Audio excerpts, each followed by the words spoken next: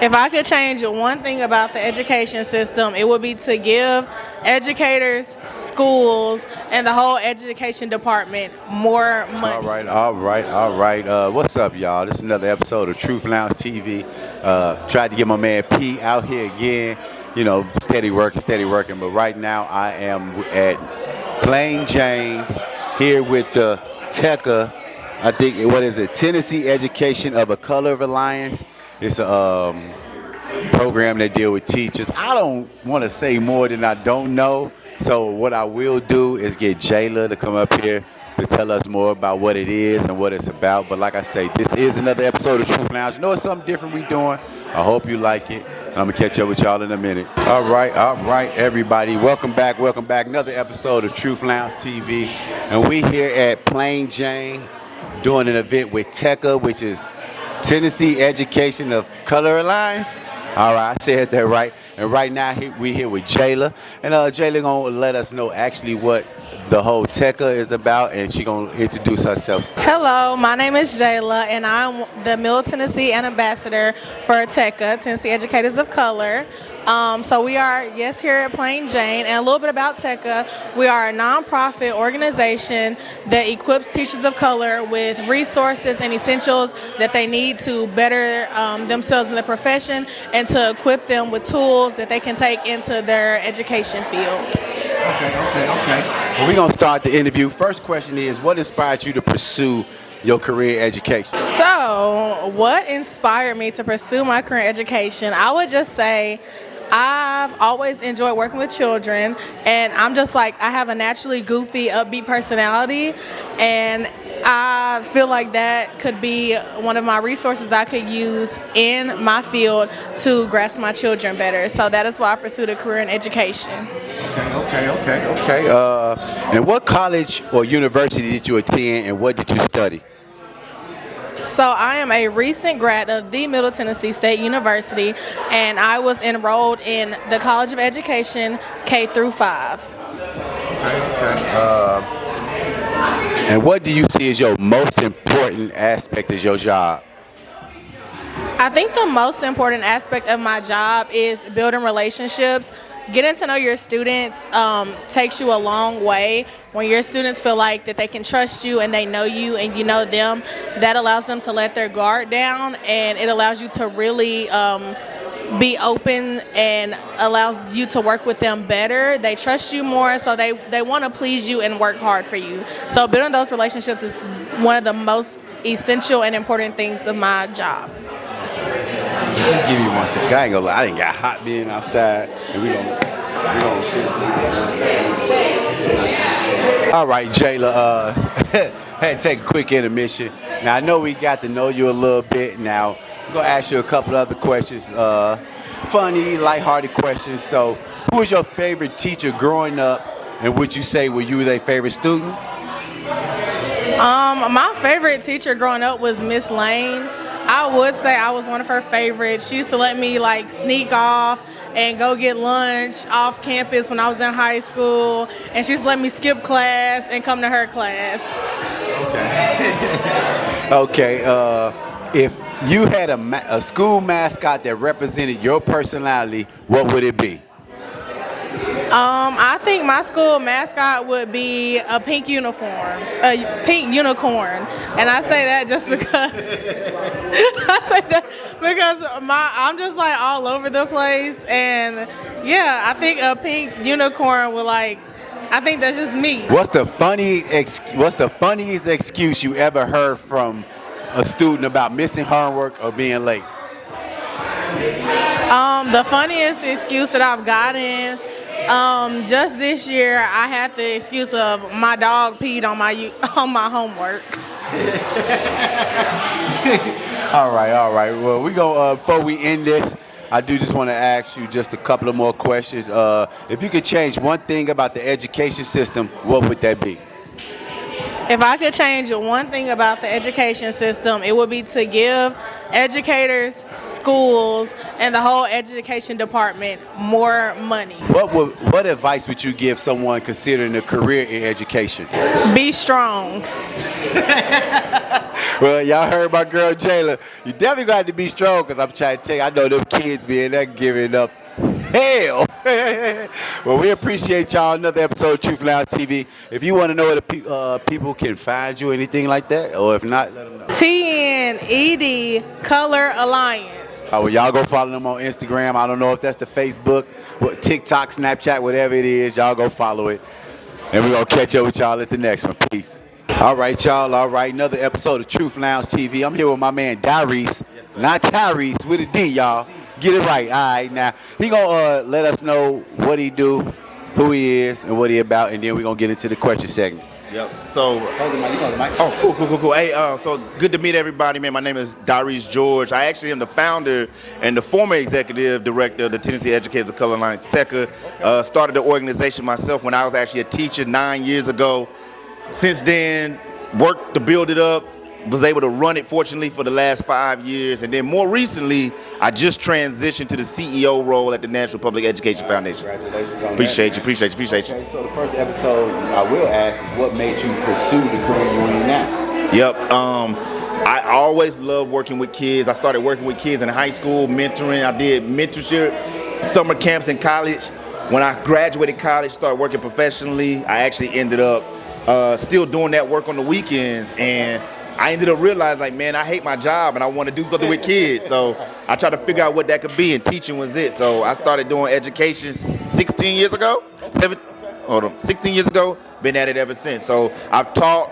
I worked in a preparation program where I recruited and trained people to be teachers. I started my own nonprofit, obviously, and ran it for the last couple of years. And now I'm in a executive role where I'm actually merging the work of nonprofit in the district here at Metro Nashville Public Schools to do some amazing work for kids. That's pretty cool. Yep. So what college or university did you attend and what did you study? Yep. So I actually went to UT Chattanooga at first. Okay. It was not too kind to me, or I wasn't to it. And so I ended up transferring. I ended up going to Austin Peay State University, and that's where I got my bachelor's degree, double major, marketing management with a minor in accounting. Okay. So you just gave me a plethora of things that you do. Yeah. So how do you measure your success in your role you play now? I think in the new role, it's kind of, I'm still figuring that out, honestly. Okay. Like, I'm still figuring that out. In my former role, we did a lot of assessing folks. So we always send out surveys, and the surveys would tell us, like, hey, what they like, what they didn't like. I'm very big on serving leadership. So my big thing was always, serve where you are. The programming that we did at Tech, it was always free. So we never charged educators for anything. We actually had an earn and learn model. So we paid people to do our programming. We paid them stipends that range anywhere from $1,200 to $2,000. Even tonight, the event is free. No one's paying for anything. Free drinks, free food. So I've always been like, what can I do to give you something? And then how can I assess your experience with it to determine what I need to do better? Okay, that's pretty cool. Well, I know you say you're not in a teacher role, but still dealing with people that teach and that stuff. Yeah. Yes. What is your biggest challenge you face in the education field today? Like, what do you see? What's the biggest field? What's the biggest challenge you see in the education field today? For me personally, because I've always worked with educators, recruiting them, training them, the work that I did with TECA to try to sustain them and retain them in the profession, I just think that there's a level of retention that we need to do. I've done the recruitment work, so recruiting people to the profession wasn't hard for me. Okay. Keeping them in the profession was the challenge, and it's some of the smallest things you could do to do that. So I think that the thing I want people to know is, like, when you lose a teacher in a large district, it costs them $20,000 a teacher. So every time you lose somebody, it's a $20,000 price tag on that. So when you're in a space where you're losing more teachers, and this is more of a zoomed out, wider perspective across the state, where you lose more teachers sometimes than you keep, that you're losing multiples of millions of dollars because you're using people to be substitute teachers as long-term, etc., and that costs you money. So, retention is probably the big thing for me still. Yeah. Again, you're talking about retention with social media and how stuff these kids live in 30-second, 1-minute videos. Like, I hear a lot of generations even say they don't watch movies and stuff like that because they can't. You know how we are with adults. As soon as that dead moment come in, but it's like with them, as soon as somebody get talking, they want to see fighting. They want to see some action at all times. So I can understand that retention, especially in school, being able to sit down and listen to the teacher break down the subject and things like that. Now, I know you broke down everything on the on the serious note, but we're gonna have a little fun with it right now. So, if you had a mascot that represented your personality for a school, what would that be? Ooh, that's a good one. Wolverine. Man, that's a good one. Okay. I probably would say a lion. A lion. Okay. A lion, man. Just from the fact that I like living it. That level of ferocity and like ferociousness that you need to sometimes get to where you're going. I mean, that's just undeniable. Like I've realized you gotta have that. Like it's just, and even if you don't use it all the time, like there'll be those moments where you need that, and those are the times where like whatever you're going through could break you, and you just need that. So, okay. Who was your favorite teacher growing up, and do you think you was their favorite student? Oh man, I had three actually. Okay. So Mr. Warren, I actually put this in my yearbook my senior year, man. Mr. Warren was my Latin teacher, man. Taking Latin, he was strict, but he was very, he understood the potential that every student had. So he pushed you. Okay. Miss Harris was my keyboarding teacher. I had her for one semester. Keyboarding. She's the only black teacher that I actually had in the state of Tennessee. I'm not from Tennessee originally, but she's the only black teacher that I had while I was here. And she reminded me of my mother. No nonsense. Making like, man, shit. Exactly. And then Miss Brown, man, Dr. Edna Brown, man, she was my English teacher for 2 years in high school. Man, like the way she would push you content-wise to really help you understand that you knew the answer, but she wouldn't never give it to you. She would always she would ask follow-up questions to draw it out you.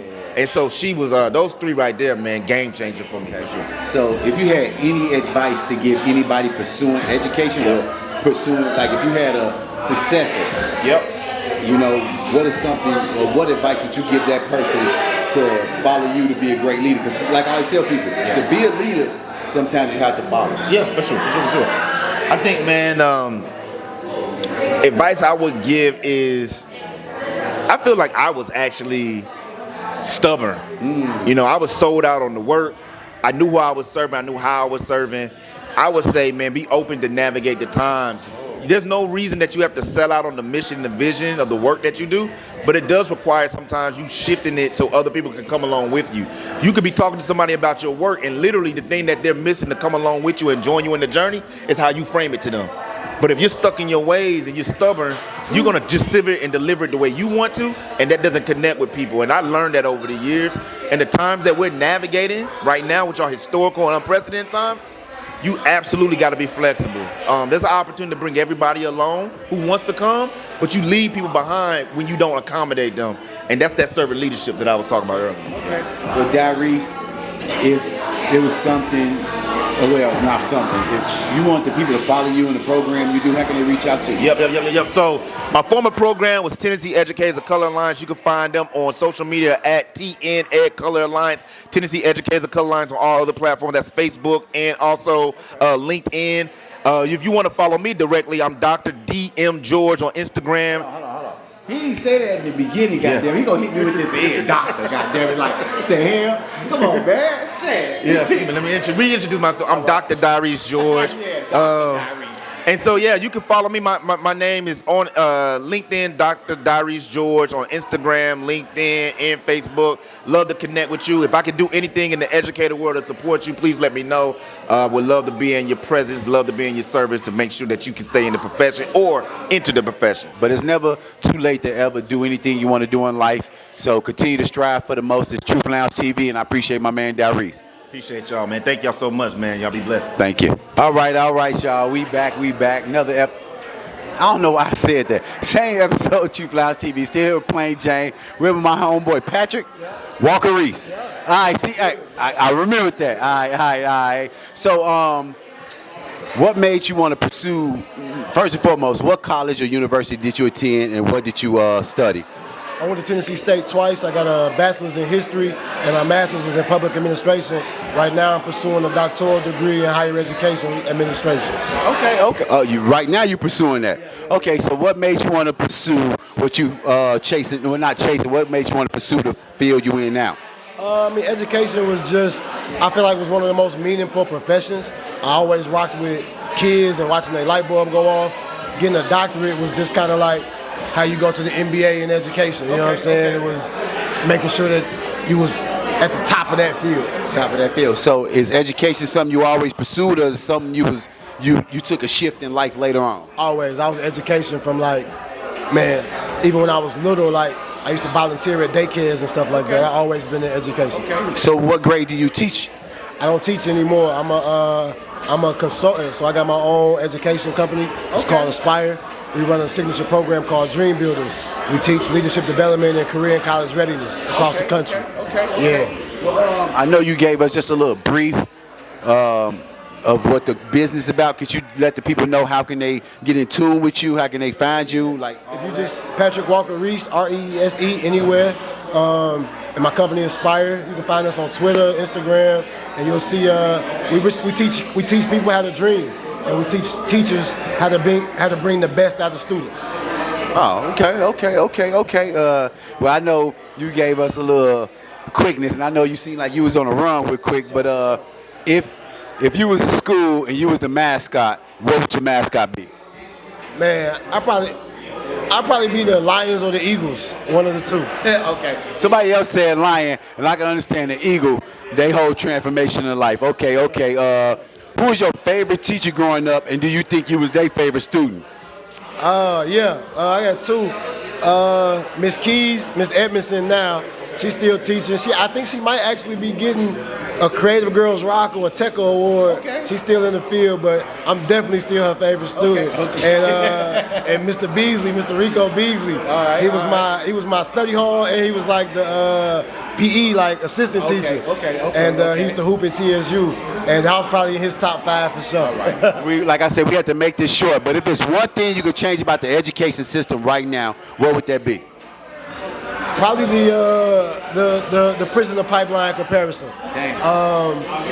It's real that schools are designed like prisons, from the structure of the timing to the way they eat lunch to the way I've been in schools the bell. I've been in schools with no windows. You know what I mean? And I always tell people, like, if you go to the Google office or the Amazon office, they got snacks and slides and basketball goals for grown-ups, because they understand that they need that to be to be productive. Yeah. But then you go to a school with no playground, or a school with no gym time. No art. And so it's like, it's not because these people dumb, they smart, and they still chose to build school this way. Okay. And that's my biggest thing is, I don't think it's intentional anymore, but I think now it's intentional by default. The negligence is because it's not affecting their kids. Right. It's only affecting certain communities that they don't change it. Okay. Even though they know it exists. See, my man Patrick said some real stuff. Y'all remember season 1, we did the episode called Prisoner Pipeline.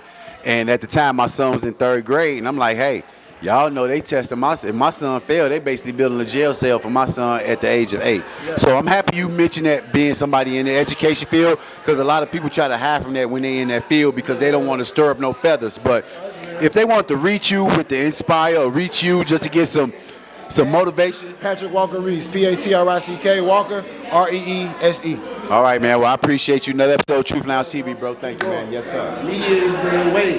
Education and media got to be like this if we're going to change the narrative. Y'all heard him. Education and media. I appreciate my brother, man. Thank you. Hey, everybody. I am TEREVA PARHAM. I'm the communications director for TECA, which stands for the Tennessee Educators of Color Alliance. Okay. So, I understand you said you were the Tennessee Education of Alliance. Are you a teacher or something? No, so I'm the communications director. So I don't have a formal background in education, but I'm one of those kids who I grew up going to church, in children's church, and when I aged out, then I became a children's educator.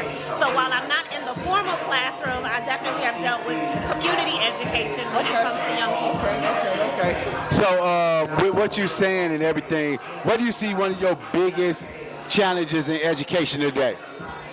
I think today one of the biggest challenges that we see is the threat on just our simple humanity. So we see a lot of the attacks where people will say, diversity, equity, and inclusion, but every black child deserves to see someone within their educational ecosystem who looks like them or comes from a similar environment as as them.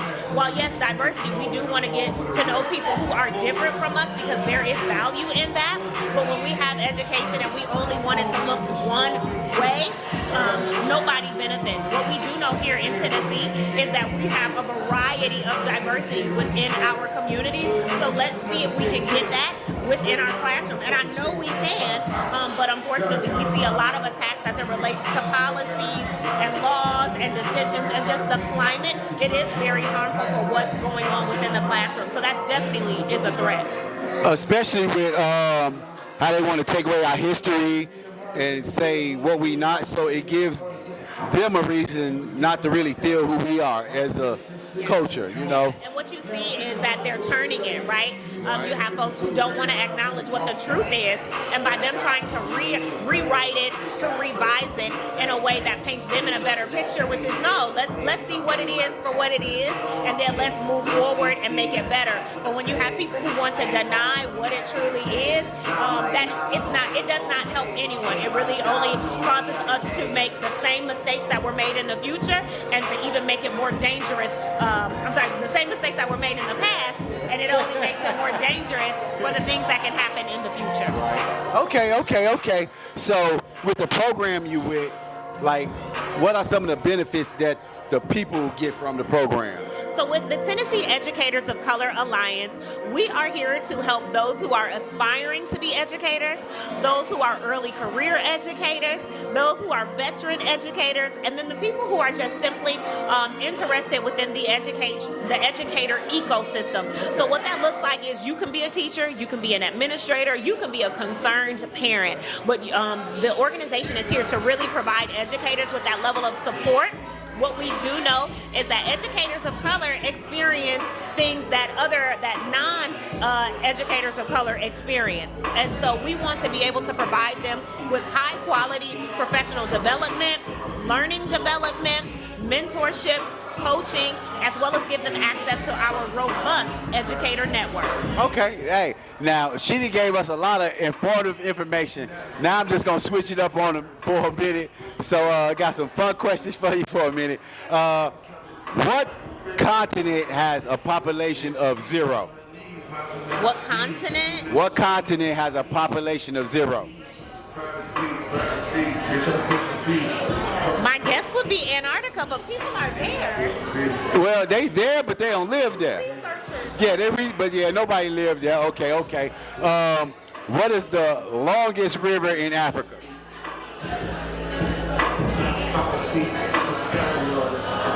I want to say the Nile, but I don't know. She right, the Nile River, because that's the only river they told us about Africa.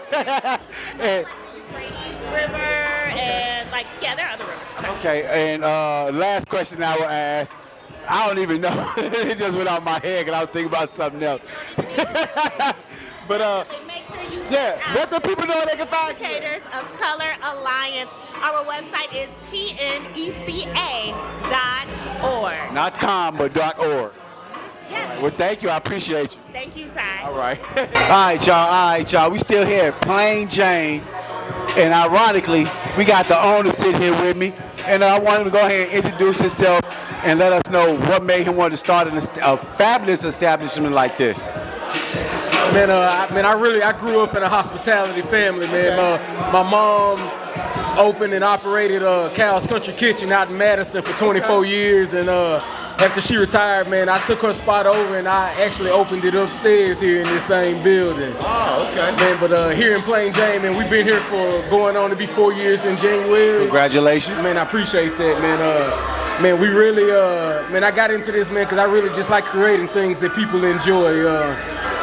As you can see what's going on behind us here, this is what we built it for, man. People to come to a safe space, have fun, have a good cocktail, and enjoy themselves. Okay, now I know you mentioned your mother establishment. Is it still open? So when she retired in Madison, I reopened her place here in this same building upstairs. It's still there? Yeah, we still there, man. We rocking on 18 months with her place there now. And then we got our Coneheads food truck outside, and then we've been doing Coneheads since 2019. So that's a part of you too? Yeah, that's me out there too. All right, sure. All right. So you just got that entrepreneurship in you, huh? Man, it's just kind of in my blood, man. My folks, growing up watching my people do their thing, do their own thing for themselves and whatnot, it was just kind of my path set for me, man. So you're originally from Nashville? I am. I'm from Nashville, man. I grew up out in Madison. Okay. For sure. Okay. Now I know you mentioned your mother, but I hear you keep saying family. Do you have anybody else in your family that kind of inspires you to do what you do too? Man, you know, in different ways, man. You know, even for this event right here, man, my cousin, Christian Bugs. Okay.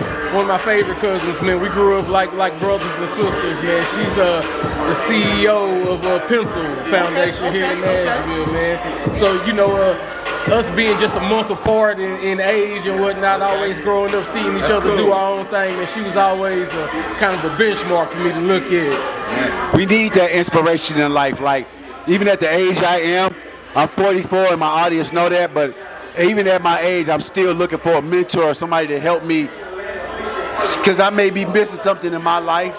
Like I tell everybody, even with my man right here, he may got lunch, dinner, brunch, all that, but he may be missing the right seasoning for these people, or he might be missing the right size for these people. So how to integrate other people in part, that's a good thing to hear too, man. Man, it's always good to still be learning, man. Yeah. As long as you've been in things, man, there's always somebody out there that knows something that you don't, and just try to absorb that when you can be around those type of people, for sure. Okay, well, we're going to close this out right here, but before we close this out on Truth Lounge TV, Bugs, I want you to let the people know where they can find you if they want to come to this fine-ass establishment. Like I said, they got some good-ass food outside. The drink's fine.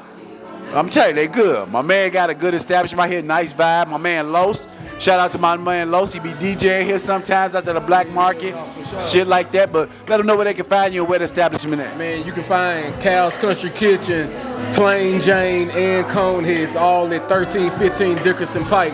Man, we right here. We just about a mile outside of downtown, if that, man. We here 6 days a week, not on Mondays. Everything's closed on Mondays. Man, Tuesday through Sunday. Pull up on us. Pull up on me. And I appreciate you, Bugs, bro. All right. Thank you, man.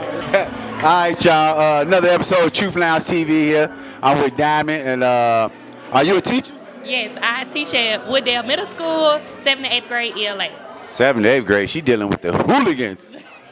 All the way in Memphis, so you know how they go. Turn up. All right. So what made you want to be a teacher? Well, my passion has always been to teach, and so just growing up, I always just wanted to work with students and just be able to teach students what not to do and how not to be, because I used to be one of those problem kids. So now being in the teacher shoes, I can kind of see, like, you can identify. Hey. All right. So what college or university did you go to and what did you study? Okay, I went to a lot of schools. So for my bachelor's, I went to Christian Brothers University, and I dual enrolled at University of Memphis for ROTC. And then I got my master's at Union University in education, and now I'm working on my doctorates at Grand Canyon University for educational leadership K through 12. That's one thing about my sisters though, but I swear they just always, man, and like I was saying, I ain't gonna be there, but that's why it would be hard for us as brothers to catch up with sisters, because they always looking on how to better their lives and how to get through while we sit back and whine and shit and be problem-based, women are more solution-based. So I want to congratulate you on all what you're doing, and that's pretty cool. Thank you. Okay. Y'all men just need to work harder, because you in the era now where black women especially have learned how to provide for ourselves. So you gotta come harder, you gotta come with it, and you gotta come with something that's more tangible than money. It's so funny, she the third person that said money, and I try to explain to people, money is the last thing you should worry about when it comes to that. It should be more about my assets, my what can we learn together, partnership, things like that. But forget that ain't what we're here for. So who was your favorite teacher growing up, and do you think you were their favorite teacher? Favorite student? My favorite teacher growing up was named I had a few of them, but Miss Anderson, Miss Futrell, and Miss Britain from Southwind.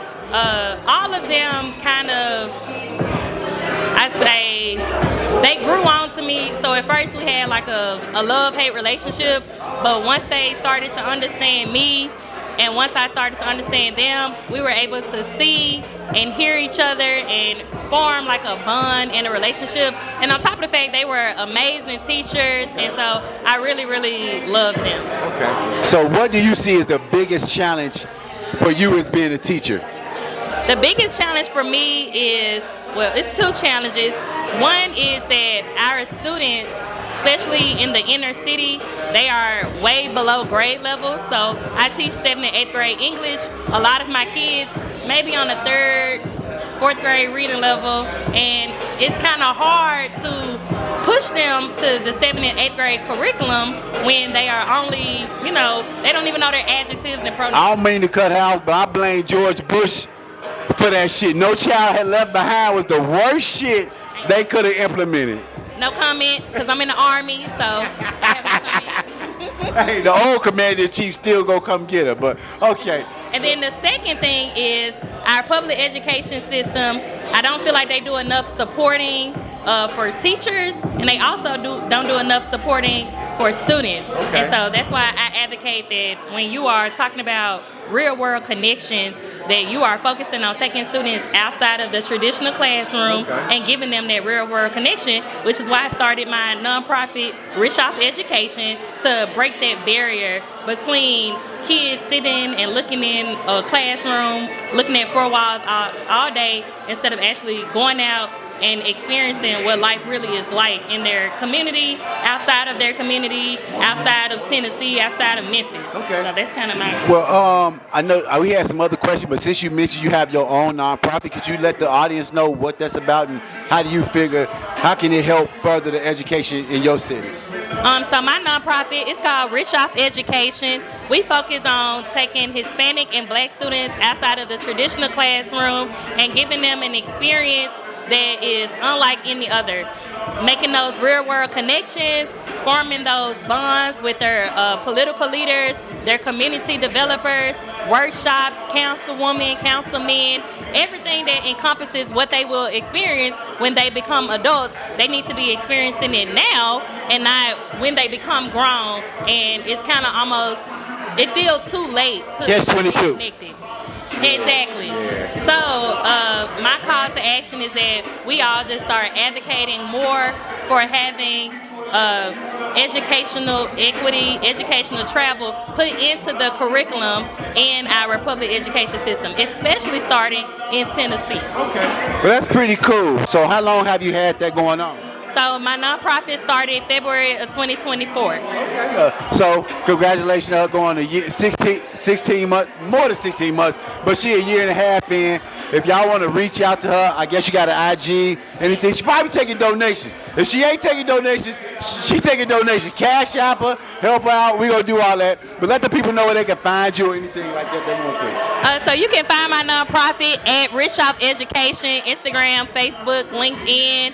You can also cash app us at ROE, R-O-E 901, and you can check out our website at richoffeducation.org. All right. Well, I appreciate you being on the show, Diamond, and keep shining for them students. Thank you. All right, Truth Lounge TV, we still here at Plain Jane. I'm here with Michelle and Erica, and they into the education field, not actually teachers, but they have some, I'm not sure she's a teacher, but Michelle says she not. Okay, so first and foremost, could you let the people know a brief about who you are, Michelle? Hi, my name is Michelle Thomas, and I work with Tennessee Educator of Color Alliance as a special programs manager. I just graduated from Vanderbilt University with a degree in international education policy and management. So I really am interested in education policy and the education access within Tennessee, but also across the globe. All right, so what field of profession are you in? I'm a professional school counselor. My name is Erica Hamilton, and I'm employed in Humboldt City Schools. It's a small rural town outside of Jackson, Tennessee. Yeah. So since neither one of y'all are teachers, but what made y'all choose the profession y'all in? Well, actually, it's kind of a long story, but it started going to Nepal through the UNICEF and seeing kind of the different types of education systems that were there. So remedial education in villages. So girls got opportunities to learn it outside of the school classroom, but still getting opportunities to learn alongside boys. And also looking at different like school systems over there really got me interested in what education around the world looks like and how to increase access to education. So that was when I was in high school, like 10 to 12 years ago, and that just started my trajectory towards education and picking up like a bachelor's and a master's program in education. Now, hearing what she's saying, it is sad that we are here in America and our school system is the way we set up, but when you look outside the world, a lot of countries don't have school systems set up. So I hate that we take education for granted, you know, just even knowing the basics, you know what I mean? So what about you? Yeah. So as I said, I'm a school counselor, and when I graduated high school, well, when I was about to graduate high school, I never had an encounter with my school counselor. Didn't know where her office was or anything, and so I was just agreeing with my friends. They said they were going to college. Okay, I'm going too, but how do I get there? Never sat down with anybody. So when she finally called me into her office, she literally said, "What's your path?" And I'm like, "What? Are you gonna go to the military or are you going to college?" I'm going to college. You know, so I didn't like that experience. It's been embedded in my head, and I never want any other students to go through what I did. The other reason is I didn't have somebody of color to push me and tell me you have to have a good ACT score. You should be taking honor classes. Like there's dual enrollment. Like nobody ever talked to me about that. So. And I hear what you're saying. Growing up in this city from Chicago, they didn't do that. It was like either military, school, or get a job. But it's like, okay, if I want to go to college, what are the steps? You know, and we ain't just talking about college, because you got college, community college, universities. It's so much. So it's like, where do I want to go? Do I want to take a trade? Do I want to learn how to work on cars, heart surgery, foot doctor? It's just so much. So it's like you may get lost in that, you know. So I know a lot of people. Am I less than if I decide to go get a trade? No, you're not. You know, that's a good idea if that's what you want to do. But nobody ever sit down and had those conversations. And most of the time you don't, like you said, you don't even know what's available out there. And so giving students choice, I believe, is really important. Giving families choices are really important. And that's. And I hear what she's saying. She said family choices, like growing up in a single parent household. All my mother did was work. You know, she didn't go to college and things like that. So there was nobody in my household speaking college. Like my inspiration to college came from watching The Cosby Show, Different World, Martin. They used to wear schools like Morehouse College. So it's like, ooh, what is that? You look it up, like, oh, that's a black college. So it was hard. Like even I remember growing up in Chicago, teachers saying, I don't care if you come to school, I'm gonna get paid anyway. You know, so imagine how that having affected you as a student, like, oh, well, shit, I ain't gonna come to school then. So, you know, but if there was something y'all wanted to tell somebody or the younger generation, if they want to pursue what y'all doing, what advice would you give them? Research. I'm like, research, because my thing is when my feet hit the ground in the morning to get ready to get dressed, I'm glad, I'm happy about where I'm going. So research what you're going to do or major in or your profession, because when you are in it, you got to make sure it's something that you want to continually do every day. Especially with technology, it's easy to research shit now. Back in the day, I had to go to the library, encyclopedias, all that stuff. Right. Yeah.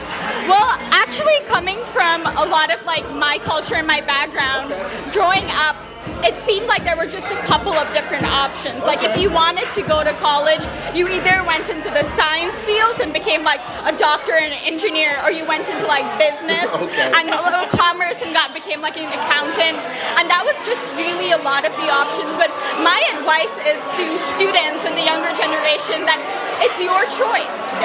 The world is your oyster. You have choices, and don't fall for the path that you think other people want you to do. Look for what you have been created created to do what gives you joy, what brings you excitement. Because when you start to work together, like when you start to study and do things that you're excited about, it changes the way you see the world. And so that's like break those stereotypes, do what you are excited about, because that's what my parents gave me the opportunity to do, and I absolutely love where I am, even if it's not the traditional path that people would choose.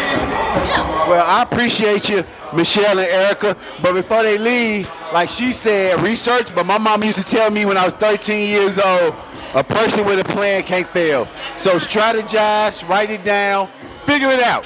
And I appreciate y'all. Yeah. Thank you so much. Thank you. Nice to meet you. Thank y'all. All right, Truth Lounge TV. We back. Got my man Sean here with me, you know what I mean, with the TECA, Tennessee Education of Color Alliance. You know what I mean? And I'm having a great time out here. But Sean, go ahead and let them know what you do for the program and how can people get into the program. Yeah, Dr. Sean Boyd here. I'm the, no, you're good, man. No, you're good, man, Sean. But yeah, Dr. Sean Boyd, I'm the interim executive director for TECA. And so pretty much my role, man, is we just had a great executive director, Dr. DYRESE George, I think you already recorded. He founded the organization, man. And so he ended up getting another position, and it allowed me to step into this space, man. So TECA, Tennessee Educators of Colors Alliance, man, we just really try to make sure teachers feel seen, feel heard, and feel valued in the space of teaching. Yeah. Okay. So with your new position, what's the most challenging part of your new position that you're taking on? Yeah, man. So as we know, teachers, I tell every time I meet a teacher, man, I'm always like taking my hat off, right? Because teachers, they're parents, they're the motivators, they're the educators. The list goes on and on and on, and it could be tiring. And so in the field of teaching, man, it's one that's not really valued as much, right? It should be celebrated. It should be celebrated. It should be celebrated with a high salary, right? It just should be seen as his big career. But a lot of times, man, teachers are not staying in the field because they're just exhausted. And so our goal is to motivate, man, keep them retained in the classroom. Yeah. Okay. Yeah. So what college or university did you attend? Yeah, man, I'm right up the street, Middle Tennessee State University. Yeah, Murfreesboro. Yep. Okay. And what was your major? What did you study? Yeah. So, man, undergrad, I have 3 degrees. Undergrad, man, I have communications and MTSU. Okay. My master's in higher education, University of Memphis. Okay. Then I got my doctorate, man, from TEREVA in Nashville, man, in educational leadership. Okay. Yeah. Now, I know we're speaking of education. Yeah. What would you say, what is the most challenging role in education today? Man, I keep going back to, I feel like teachers. Okay. Like, you know, there's so much you can do. Education is one of those just huge fields, man, from principals, right, to teachers, to coaches. But teachers are like on the ground. I call them the army. Like they're walking beside our kids every day, you know, for 10 months, right? And so they have a big part of really how 10 months, man. Yeah, 10 months every day. Every day. They get the weekend off, you know, but it's a lot to do. It's a lot, man. Yeah. I never ever thought about it. Yeah. So if anybody that's watching the podcast wants to reach out to TECA, how can they find y'all? Yeah, man. So we're on global website, man. So just search in your Google, TECA, T-E-C-A. You can put Nashville, man, but we're all over the state. So we're not here just in Nashville. We're in West Tennessee, Memphis, Jackson. We're in East Tennessee, Chattanooga, Knoxville. Man, the list goes on and on. Yeah. Now, if you want to give any encouraging words to you being a successor to your predecessor, what would that be? Man, my favorite word or phrase, I should say, this too shall pass. This too shall pass. You know, I know we live in 2025. There's so much going on in the world, man, from politics, right, to just so much, man. And so I like to just always say, just stay encouraged, right? Man, it's a brighter day is ahead. So just keep getting up, man. Keep going. And I promise you, man, it's going to be a brighter day ahead. Yeah. Well, we're going to close this out. And before I say it wrong, we're going to say Dr. Sean. Y'all find my man's right here, TECA Education of Color Alliance. And like he said, they out here to help you and anybody, even if you're not a teacher, right? Yes. Okay. Yes, man. Just any field. So we have college students that are trying to be teachers. Okay. We have leadership. Now, what about anybody looking to be a teacher? Yeah, so they come and see us, man. We will get you the right person, the right licensure, man, the right resources. We are here for you. So if anybody watching this podcast and you thinking about career path, this is something you want to be as a teacher in your past and you just didn't follow through, reach out right here. I know we in Tennessee, but maybe he can tell you about another program in what state you in or whatever it is. But we appreciate my man Dr. SHAWN today. We appreciate TECA having us out Truth Lounge TV to do these interviews. It was very informative. I learned a lot today from Dr. SHAWN, from Dr. DYRESE. It's just a lot of informative information that I didn't know myself. So I'm happy I was invited out, and I hope y'all take this information, soak it up. Do your research like one of the ladies said earlier. Anything you want to pursue in this world, you can do it, man. So true. Man, appreciate you and all that you're doing too. Thank you, man. Appreciate you, boss. Thank you, man. Thank you. Yes, sir. Bye.